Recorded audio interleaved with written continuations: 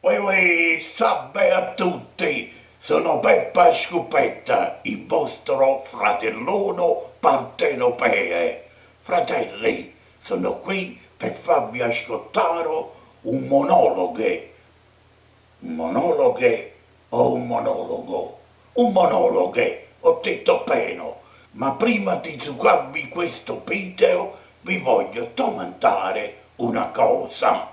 Però mi dovete dire la verità. Fratelli, come mi vedete? Mi vedete sempre gatto gatto o mi vedete un poco dimagrite?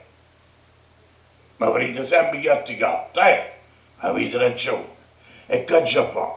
Ieri sic mi sono fatti gatto gatto, tengo avanza. Ma chi ce ne fotte, l'importante è che si fanno un pochino a cattà e peggiorare. È giusto o no?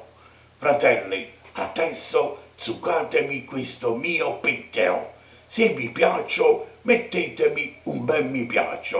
Se non vi piace, amici ed amiche, facetevi i fatti vostri.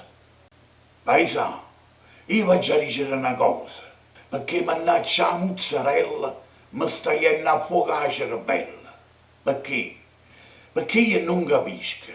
A Napoli il pallone è come la religione, ma qua si sta perdendo la ragione. Eh sì, perché? Perché come si fa? Coppa sto cacchio internet non si capisce proprio da niente più. Ognuno ha pensa a modo suo. E tanti amici, oibò, non sono amici più. C'è sta chi stima il presidente e chi invece non lo stima propriamente per niente. Papponiani, fatiente, si litiga, si offende. Ma come si fa tra frate e frate la stessa città?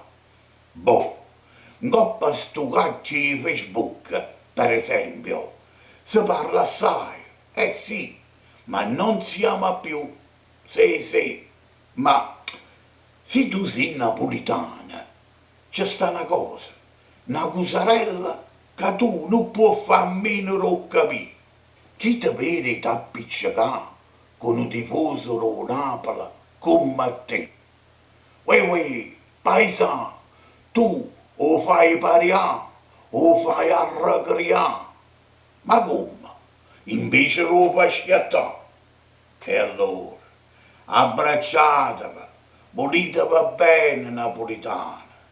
Sta squadra, sta città, si bevere insieme, pigliano coraggio.